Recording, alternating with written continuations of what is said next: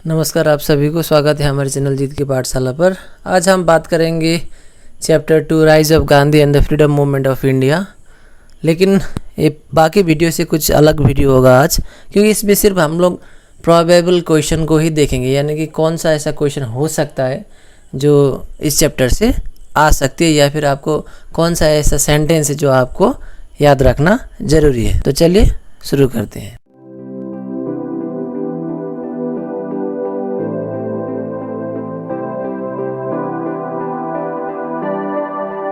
अगर हम बात करेंगे 2.01 की, तो इससे आपको सिर्फ यही बात याद रखनी है कि 1914 में वर्ल्ड वार 1 स्टार्ट होता है और इस पे कहा जाता है कि अगर इंडिया इंग्लैंड को सपोर्ट करती है वार में, तो जैसे ही वार ख़त्म हो जाती है और जैसे ही ब्रिटेन इसमें सक्सेस हो जाती है तो इंडिया को इंडिपेंडेंस दिया जाएगा। लेकिन 1918 में जब फर्स्ट वर्ल्ड वार ख़त्म हो जाती है और जिसमें ब्रिटेन की जीत हो जाती है, उसके बावजूद भी जो इंडियन लोगों को प्रॉमिस किया गया था कि अगर ब्रिटेन जीत जाती है वर्ल्ड वार तो इंडिपेंडेंस दिया जाएगा, बाद में जाके इंडिया को इंडिपेंडेंस नहीं दिया गया, जिसके चलते इंडियन लोग बहुत दुखी थे। इस पेज का अगर बात करेंगे तो आपको यही याद रखना है कि महात्मा गांधी जी ने सबसे पहले सत्याग्रह साउथ अफ्रीका में स्टार्ट की थी, और साउथ अफ्रीका से वापस आने के बाद में महात्मा गांधी जी ने जो सत्याग्रह मूवमेंट था चंपारण, अहमदाबाद और खेड़ा में स्टार्ट किया था। तो यहाँ से उनका एक अलग पहचान बना एक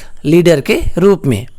महात्मा गांधी जी का जन्म गुजरात के पोरबंदर में हुआ अक्टूबर 2, 1869 को, इसलिए हम लोग हर साल अक्टूबर 2 को या फिर 2 अक्टूबर को गांधी जयंती के रूप में मनाते हैं। महात्मा गांधी जी ने साउथ अफ्रीका में एक पॉलिटिकल एसोसिएशन बनाया जिसका नाम नेटल इंडियन कांग्रेस था। साथ ही उन्होंने इंडियन ओपिनियन नाम के एक न्यूज़पेपर को भी पब्लिश किया, जहां पे साउथ अफ्रीका में रहने वाले लोग अपने दुख दर्द को प्रकाशित कर सकते थे उस न्यूज़पेपर के जरिए। और अगला पॉइंट जो है आपको याद रखने वाला वो है सत्याग्रह। सत्याग्रह जो शब्द है वो 2 शब्द से बने हुए हैं, एक है सत्या, दूसरा है आग्रह। और चलते हैं अगले पेज की ओर। इस पेज का इम्पोर्टेंट टॉपिक है रौलाट एक्ट 1919। रौलाट एक्ट 1919 एक ऐसा एक्ट था जिसके जरिए ब्रिटिश गवर्नमेंट को एक ऐसा अधिकार मिला जिसके चलते ब्रिटिश गवर्नमेंट अगर चाहे तो किसी के ऊपर भी संदेह यानी कि संदेह मान के किसी भी इंडियन को जेल पे डाल सकती थी 2 साल के लिए। यानी कि अगर ब्रिटिश को लगे कि कोई भी इंडियन एक टेररिस्ट है, या फिर किसी भी इंडियन को संदेह सिर्फ लगे ब्रिटिश को कि ये एक टेररिस्ट हो सकता है, तो बिना किसी सबूत के, बिना किसी कोर्ट में पेश किए उस इंसान को 2 साल तक के लिए जेल पे डाल सकती थी। तो ये एक इंडियन लोगों के लिए बहुत ही बुरा एक कानून माना जाता है। आगे चलते हैं। नेक्स्ट टॉपिक है 2.04 जालियांवाला बाग मैसेकर अप्रैल 13, 1919। यहाँ से एक छोटा क्वेश्चन, जैसे कि किसके डायरेक्शन से जालियांवाला बाग में फायरिंग किया गया इंडियन लोगों के ऊपर, वो एक क्वेश्चन आ सकता है, जिसका आंसर होगा general Dyer. Jallianwala Bagh massacre तो आप लोगों को पता होगा ही कि जब डॉक्टर सत्यपाल और डॉक्टर किसले को अप्रैल 10 में अरेस्ट किया गया ब्रिटिश के जरिए, तो इंडियन लोगों ने सिर्फ उनको कैसे छुड़ाना है उसका एक डिस्कशन करने के लिए एक जगह पे इकट्ठा हुए थे, सिर्फ ये डिस्कशन करने के लिए आगे क्या कदम उठाया जाए। तो ये सारा खबर जनरल डायर को खबर मिली। इस जनरल डायर अपने फौज के साथ वहाँ पे पहुँचते, अपने सैनिकों के साथ वहाँ पे पहुँचते हैं, और वहाँ जाके उन्होंने अंधाधुंध गोलियाँ चलाई, जिसके चलते बहुत सारे लोग वहाँ पे मारे जाते हैं। और इसके विरोध में रविंद्रनाथ टैगोर जी ने नाइटहुड का जो एक टाइटल दिया गया था उनको, वो भी वो ब्रिटिश को रिटर्न कर देते हैं।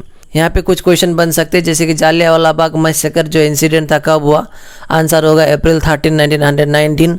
तो जालियांवाला बाग मैसेकर में जो इतने लोग मारे गए, किसके आदेश पर सैनिकों ने गोलियां चलाई, वो होगा जनरल डायर। और अगला क्वेश्चन हो सकता है रविंद्रनाथ टैगोर जी ने कौन सा घटना के बाद में उनका जो टाइटल था नाइटहुड का, उन्होंने ब्रिटिश को वापस कर दिया, तब वो आंसर होगा जालियांवाला बाग मैसेकर। तो आपको यहाँ पे जान के हैरानी भी होगी, जब जनरल डायर ने इतने मासूमों पर गोलियां चलाने के आदेश दी और बहुत सारे लोग मारे भी गए, जब छानबीन हुआ, जब इन्वेस्टिगेशन हुआ उनके विरोध में, तब उनको निर्दोष पाया गया। तो ये बहुत दुख की बात थी, क्योंकि सारे लोग को पता था, सभी जानते थे कि जनरल डायर के चलते ऐसा हुआ, लेकिन फिर भी उनको बाइज्जत बरी कर दिया गया। तो एक इम्पोर्टेंट पार्ट है। चलिए देखते हैं अगला पेज। खिलाफत मूवमेंट। खिलाफत मूवमेंट से सिर्फ एक ही क्वेश्चन यहाँ पे बन सकती है, किसके लीडरशिप में खिलाफत मूवमेंट जो इंडिया में स्टार्ट हुआ? वो आंसर होगा मौलाना शौकत अली और मोहम्मद अली। इसके अलावा तो इतना क्वेश्चन यहाँ से नहीं आती है। तो चलिए आगे बढ़ते हैं। 2.06। तो नॉन कोऑपरेशन मूवमेंट कब स्टार्ट हुआ? वो था 1920 और कब तक चला? 1922 को। और इस 2 साल के दौरान कांग्रेस ने पूरी तरीक़ा से नॉन कोऑपरेशन मूवमेंट को सपोर्ट किया। तो यहाँ पे और एक क्वेश्चन बन सकता है, जैसे कि जो नॉन कोऑपरेशन मूवमेंट था उसको स्टार्ट करना क्यों जरूरी था, या फिर वैसे क्या कारण हो सकते हैं, या फिर क्या कारण थे जिसके चलते महात्मा गांधी जी ने नॉन कोऑपरेशन मूवमेंट को स्टार्ट किया? तो सबसे पहले यहाँ पे दिया गया है कि महात्मा गांधी जी ने नॉन कोऑपरेशन मूवमेंट इसलिए स्टार्ट किया क्योंकि वर्ल्ड वॉर 1 पहला विश्व युद्ध, आपको याद होगा 1914 में ऐसा कहा गया था कि अगर इंडियन लोग ब्रिटिश को सपोर्ट करते हैं, ब्रिटेन जीत जाती है तो इंडिया को इंडिपेंडेंट घोषित कर दिया जाएगा। लेकिन 1918 में जब वर्ल्ड वॉर ख़त्म हुआ, इंडिया को कोई भी आज़ादी नहीं मिला, जिसके चलते इंडियन लोग बहुत दुखी थे और इंडिया का जो इकोनॉमिक स्टेटस था वो बहुत ख़राब हो चुका था, जिसके चलते महात्मा गांधी जी को ऐसा लगा कि अब नॉन कोऑपरेशन मूवमेंट स्टार्ट करके ब्रिटिश को यहाँ से भगाना जरूरी है। दूसरा पॉइंट आप लिख सकते हैं, जैसे कि रौलाट एक्ट ऑफ 1919, आपको याद होगा कि रौलाट एक्ट में ऐसा एक कानून पास किया गया जिसके चलते ब्रिटिश किसी इंडियन के ऊपर सिर्फ संदेह के आधार पर उसे 2 साल तक जेल पे डाल सकती है बिना किसी कोर्ट में प्रस्तुत किए हुए। अगर किसी भी ब्रिटिश को लगे कि ये इंडियन टेररिस्ट हो सकता है या फिर एक्सट्रीमिस्ट हो सकता है या फिर किसी भी आतंकवादी संगठन के साथ जड़ित हो सकता है, तो उसको बिना किसी कोर्ट में पेश किए उसे 2 साल तक जेल में वो लोग डाल सकते थे। ये भी इंडियन लोगों के लिए बहुत दुख की बात थी। तो इसके विरोध में महात्मा गांधी जी ने नॉन कोऑपरेशन मूवमेंट को शुरू किया या फिर स्टार्ट किया। तीसरा था जालियांवाला बाग। आपने सुना ही अभी जो मैंने बोला कि जनरल डायर की वजह से बहुत सारे मासूम वहाँ पे मारे गए, तो वो भी एक रीज़न था। इसी तरह से बहुत सारे रीज़न यहाँ पे बन सकते हैं, लेकिन आप 3 या फिर 4, चौथा लिखना होगा आपको या फिर 4 नंबर का लिखना होगा। तो आप economic exploitation of India by the British लिखिएगा कि ब्रिटिश पहले तो बिजनेसमैन के रूप में आए, लेकिन यहाँ आके जितना भी वैल्यूएबल चीज़ें वगैरह था उन्होंने क्या किया, उसको लेके अपने देशों में चले गए, जिसके चलते क्या इंडिया का जो स्थिति था वो धीरे धीरे से बुरा होता चला गया। तो चलिए अगला पेज में 2.07 थोड़ा इम्पोर्टेंट है, क्योंकि जो 1920 में नॉन कोऑपरेशन मूवमेंट स्टार्ट हुआ 1922 में जाके ख़त्म हुआ। ऐसा क्या हुआ 1922 में जिसके चलते महात्मा गांधी जी ने अचानक अपना जो मूवमेंट था नॉन कोऑपरेशन मूवमेंट उसको बंद किया? एक्चुअली ऑन 5 फरवरी 1922 में एक भीड़ इकट्ठा हुआ चौरी चौरा, गोरखपुर डिस्ट्रिक्ट का एक जगह। तो वहाँ पे बहुत सारे लोग इकट्ठा हुए, जिसमें क्या हुआ, लोकल पुलिस जो थे चौरी चौरा के, उन्होंने क्या किया, जो प्रोटेस्ट कर रहे थे इंडियन लोग ब्रिटिश के खिलाफ में, उनके ऊपर में थोड़ा अटैक कर दिया, जिसके चलते क्या हुआ, अब इंडियन लोग भी चुप नहीं बैठे, उन्होंने भी पुलिस के खिलाफ आवाज़ उठाया।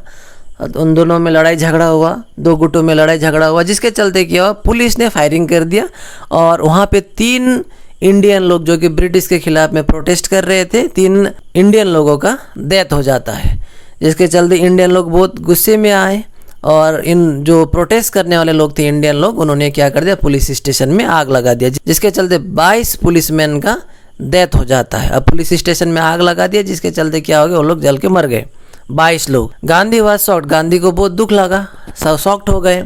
उन्होंने बार बार कहा था, उनके जितने भी समर्थक थे, कि कभी भी किसी भी सिचुएशन में नॉन वायलेंस को नहीं छोड़ना है, सत्य का रास्ता ही अपनाना है। लेकिन इसके बावजूद भी इतना बड़ा घटना घट गया।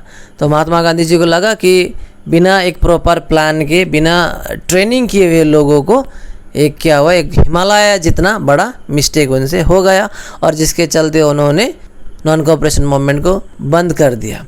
लेकिन ब्रिटिश ने महात्मा गांधी जी को अरेस्ट करके 6 साल के लिए जेल पे डाल दिया। ऐसा कहा गया कि महात्मा गांधी जी के कहने पर ही उनके समर्थकों ने पुलिस स्टेशन में आग लगाई। फाइनली फरवरी 12, 1922 को नॉन कोऑपरेशन मूवमेंट को पूरी तरीक़ा से बंद कर दिया गया। अगला टॉपिक है साइमन कमीशन। 1919 में ऐसा कहा गया कि आज से 10 साल के बाद में ब्रिटेन से एक टीम आएगी एडमिनिस्ट्रेशन जो सिस्टम है इंडिया का उसको देखने के लिए। इसलिए 1928 में 7 लोगों का एक कमेटी इंग्लैंड से इंडिया आती है, जिसका जो लीडर थे वो थे सर जॉन साइमन।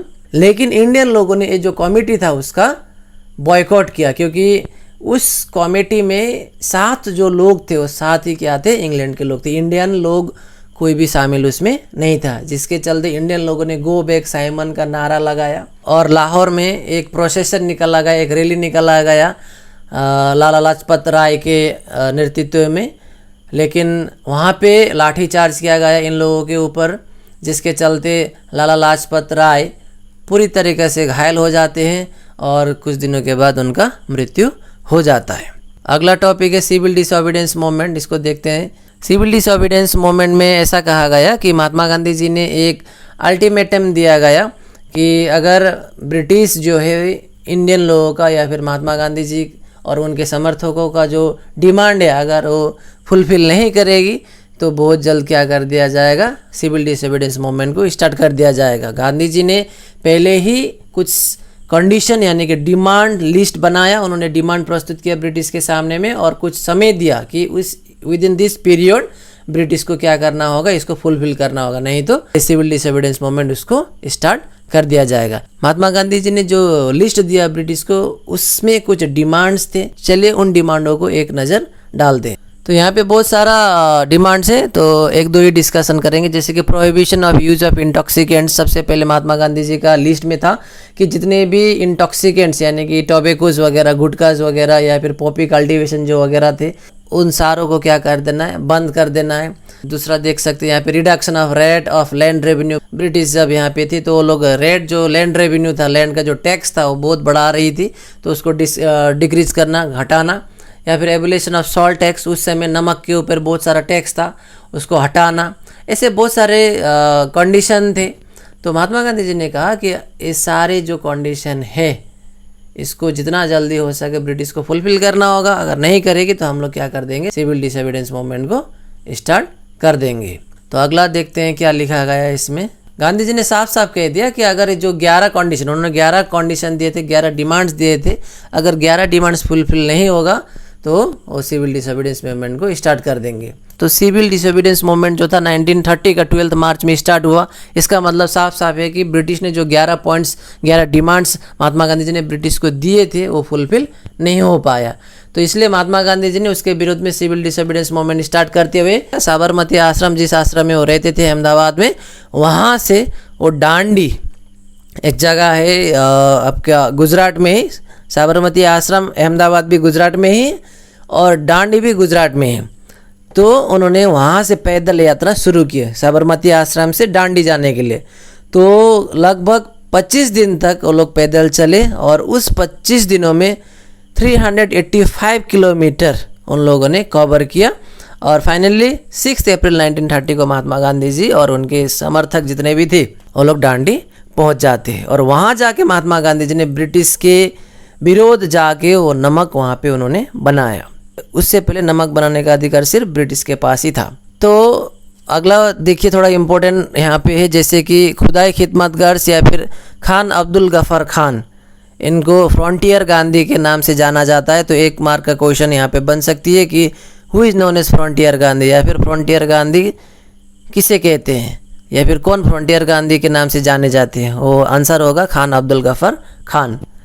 अगला देखते हैं गांधी इरविन पैक्ट 1931।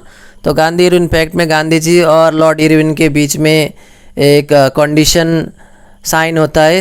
तो महात्मा गांधी जी की तरफ से कुछ डिमांड थे, जैसे कि महात्मा गांधी जी ने कहा कि जितने भी पॉलिटिकल प्रिजनर्स है, यानी कि आंदोलन के समय में जितने भी इंडियन लोगों को ब्रिटिश ने अरेस्ट करके रखा है उस सबको छोड़ना होगा, और जितने भी सत्याग्रह में हिस्सा लिए हुए लोग को अरेस्ट किया या फिर उनके प्रॉपर्टीज़ को, संपत्ति को जब्त किया गया था, सारा रिटर्न करने के लिए ऐसा रिक्वेस्ट किया गया। और बदले में महात्मा गांधी जी ने कहा कि हम लोग अगले साल जो राउंड टेबल कॉन्फ्रेंस होने वाली है लंदन में, उसमें हम लोग हिस्सा लेंगे। तो गांधी इरविन पैक्ट 1931 में दोनों के बीच में 5 मार्च 1931 में साइन किया गया। तो 2.11 में है the second round table conference 1931 में। तो गांधी इरविन पैक्ट के तहत महात्मा गांधी जी ने कहा था कि वो 1931 में सेकेंड राउंड टेबल कॉन्फ्रेंस में हिस्सा लेंगे। तो हिस्सा लेने के लिए वो गए। कांग्रेस से सिर्फ महात्मा गांधी जी ही उसमें शामिल थे। इस फोटो में आप बहुत सारे इंडियन को देख सकते हैं, लेकिन कांग्रेस से सिर्फ महात्मा गांधी जी थे, बाकी लोग अन्य पार्टी से थे। लेकिन महात्मा गांधी जी इतने खुश नहीं थे उस कॉन्फ्रेंस में, क्योंकि महात्मा गांधी जी चाहते थे कि एक डिस्कशन हो, सेपरेट या फिर जॉइंट इलेक्ट्रोड्स को लेके एक डिस्कशन होना जरूरी था। डिस्कशन हुआ भी, लेकिन किसी भी नतीजे पे लोग नहीं पहुंचे। अब सेपरेट और जॉइंट इलेक्ट्रोड्स तो आपको पता होगा। सेपरेट इलेक्ट्रोड्स का मतलब होता है किसी भी एक जगह पे या फिर किसी भी एक कॉन्स्टिट्यूएंसी में जिस धर्म के लोग सबसे ज़्यादा है वो लोग ही इलेक्शन में हिस्सा ले सकते हैं। ठीक है, तो जिस धर्म के लोग ज़्यादा हैं उन लोगों को ही टिकट मिलेगा, वो लोग ही इलेक्शन में खड़ा होंगे और उनके धर्म के लोग ही वोट कास्ट कर सकते हैं, बाकी लोग नहीं कर सकते। उसे सेपरेट इलेक्टोरेट्स कहते हैं। जबकि जॉइंट इलेक्टोरेट्स क्या होगा, सब मिलजुल के या फिर एक जगह पे एक कॉन्स्टिट्यूएंसी में अलग अलग धर्म के लोग हो सकते हैं, अलग अलग जाति के लोग हो सकते हैं, तो कोई भी उसमें इलेक्शन में खड़ा हो सकता है और कोई भी उस इंसान को वोट दे सकता है। लेकिन सेपरेट में ऐसा नहीं होगा। किसी एक पार्टिकुलर कम्युनिटी को जो कि मेजॉरिटी है उसी को ही टिकट मिलेगा इलेक्शन में खड़ा होने का, और उनके लोग ही उनको वोट देंगे, तो उसको सेपरेट इलेक्टोरेट्स होगा। तो उसके ऊपर चर्चा होना था। चर्चा हुआ सेकेंड राउंड टेबल कॉन्फ्रेंस 1931 में, लेकिन कोई भी नतीजे पे नहीं पहुंचने के कारण गांधी जी दुखी होकर भारत वापस आते हैं। तो अगला अगर हम लोग इम्पोर्टेंट देखेंगे तो 2.13 में थोड़ा इम्पोर्टेंट हो सकता है, कम्युनल अवार्ड 1932। इसमें क्या होता है, ब्रिटिश क्या करता है, डिवाइड एंड रूल का पॉलिसी लगा के, यानी कि इससे पहले हिंदू और मुस्लिम यूनाइटेड थे, तो ब्रिटिश ने देखा कि जब तक हिंदू और मुस्लिम यूनाइटेड है तो इंडिया के ऊपर राज करना पॉसिबल नहीं है। तो क्या कर दिया उन्होंने, कम्युनल अवार्ड दे दिया। कम्युनल अवार्ड में क्या कहा गया, जो सेपरेट इलेक्टोरेट्स जो था उसको उन्होंने लागू कर दिया, यानी कि जिस कॉन्स्टिट्यूएंसी में जिस कम्युनिटी के लोग ज़्यादा होंगे उस इंसान को ही या फिर उस कम्युनिटी को ही टिकट मिलेगा, उन कम्युनिटी के लोग ही उन्हें वोट देंगे, बाकी लोग नहीं देंगे। जिसके चलते क्या हुआ, सिख लोग अलग हो गए, क्रिश्चियन अलग हो गए, मुस्लिम अलग हो गए, हिंदू अलग हो गए, यूनिटी जो था वो ख़त्म हुआ। तो ये बहुत दुख की बात थी। जिसके चलते महात्मा गांधी जी ने जेल में रहते हुए भी हड़ताल जो था उन्होंने स्टार्ट कर दिया। उन्होंने कहा कि अंतिम सांस तक मैं भूख हड़ताल पे डटा रहूँगा। अगला देखते हैं, तो फॉर्मेशन ऑफ कांग्रेस मिनिस्ट्रीज 1937-39। तो 1937-39 में क्या हुआ, 11 प्रोविंसेस थे उस समय, 11 राज्य थे जिसमें इलेक्शन हुआ। उस इलेक्शन के दौरान 11 में से 8 जगहों पे कांग्रेस का सरकार बन जाती है। पंजाब, सिंध और बंगाल को छोड़ के बाकी 8 प्रोविंसेस में कांग्रेस का सरकार बन गया। जिसके चलते कांग्रेस का जो डिमांड था इंडिया में, वो अब ब्रिटिश के बाद अगर कोई पावरफुल इंडिया में है तो वो था कांग्रेस उस समय। लेकिन 1939 में जाके कांग्रेस के जितने भी मंत्रिमंडल के लोग थे सारे लोगों ने रेजिग्नेशन दे दिया। कांग्रेस जो पावरफुल बन चुकी थी, 11 राज्यों में से 8 राज्यों में कांग्रेस का रूल था, लेकिन इसके बावजूद भी 1939 में कांग्रेस का मंत्रिमंडल के लोगों ने रेजिग्नेशन यानी कि इस्तीफा दे दिया। ऐसा क्या हुआ, चलिए देखते हैं। एक्चुअली 1939 में सेकेंड वर्ल्ड वॉर स्टार्ट हो जाती है और ब्रिटेन ने कांग्रेस को बिना पूछे डिक्लेयर कर दिया कि इंडिया ब्रिटेन का साथ देगा जर्मनी के खिलाफ लड़ाई में। तो कांग्रेस को दुख लगा, क्योंकि 11 में से 8 राज्यों में कांग्रेस का रूल था, कांग्रेस का शासन था, लेकिन ब्रिटिश ने उन्हें बिना पूछे ऐलान कर दिया। तो कांग्रेस के लोगों को ऐसा लगा कि उनका इंसल्ट हुआ है। तो वही सोच के नवंबर 1, 1939 को कांग्रेस के जितने भी मंत्री थे उन्होंने रेजिग्नेशन दे दिया। अगला पार्ट देखेंगे, इंडिविजुअल सत्याग्रह अक्टूबर 1940। तो इसमें से एक इम्पोर्टेंट पार्ट है कि इसे अगस्त ऑफर भी कहते हैं, और ऐसा बोला गया कि जब तक अब इंडिपेंडेंट नहीं मिलेगी, आज़ादी नहीं मिलेगी, तब तक हम लोग क्या करेंगे, आंदोलन करते रहेंगे। और इंडिविजुअल सत्याग्रह को दिल्ली चलो सत्याग्रह के नाम पर भी जाना जाता था, क्योंकि इसमें ऐसा कहा गया कि इंडिविजुअल सत्याग्रह में ये भी कहा गया कि हम लोग जैसे भी हो दिल्ली जाएंगे और अपना जो प्रॉब्लम है उसको हम लोग वहाँ तक पहुँचाएंगे, दिल्ली तक, और अपना जो डिमांड है उसको रखेंगे।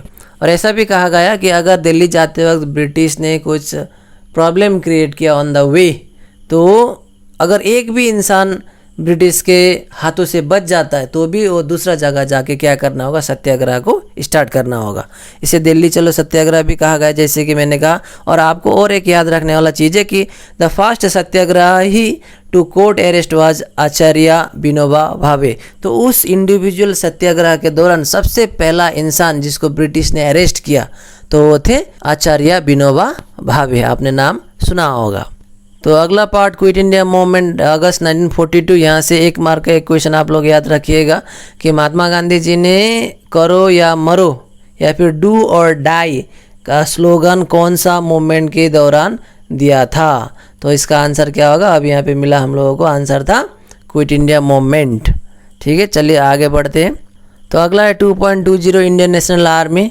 तो आपको पता होगा ही कि सुभाष चंद्र बोस जी को ब्रिटिश ने उनके ही घर पर बंदी बना के रखा हुआ था।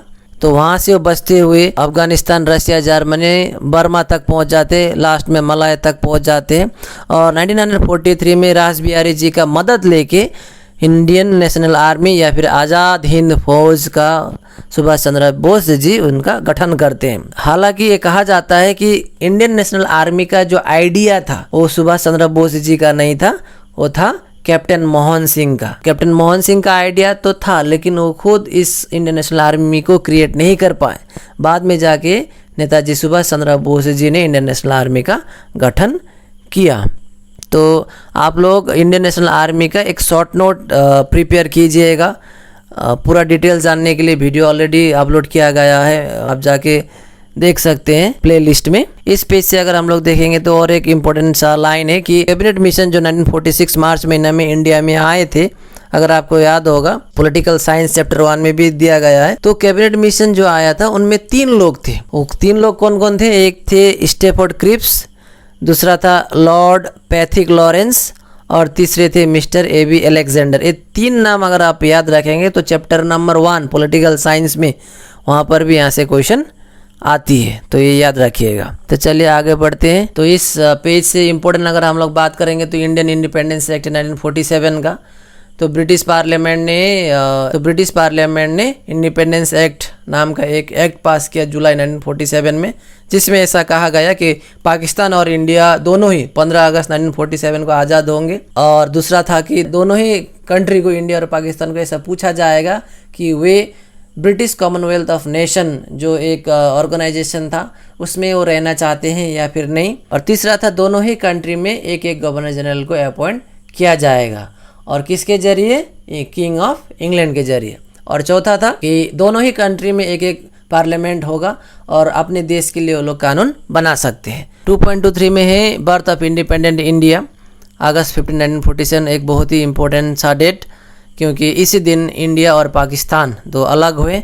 पाकिस्तान में मोहम्मद अली जिन्ना को फर्स्ट गवर्नर जनरल बनाया गया, जबकि इंडिया के लिए लॉर्ड माउंटबेटन पहला गवर्नर जनरल बने। तो आप लोग याद रखिएगा कि इंडिपेंडेंट इंडिया का पहला गवर्नर जनरल कौन है, तो आंसर होगा लॉर्ड माउंटबेटन। पंडित जवाहरलाल नेहरू बने पहले भारत के प्रधानमंत्री। साथ ही इंडिया और पाकिस्तान के बीच में जो एक बॉर्डर बना 17 अगस्त 1947 को, उसको रेड क्लिफ लाइन से जाना गया। और बाद में जब बांग्लादेश पाकिस्तान से अलग हुआ, उसमें भी वही रेड क्लिफ लाइन को ही एक डेमार्केशन लाइन यानी कि डिवीजन करने वाला लाइन के रूप में माना गया। और मुझे पता है कि इतना कम समय में ये सारा डिटेल्स बताना पॉसिबल नहीं है, फिर भी आप लोगों ने डिमांड किया कि एक शॉर्ट वीडियो पूरा इंटायर लेसन के रूप में बनाया जाए, तो मैंने कोशिश किया।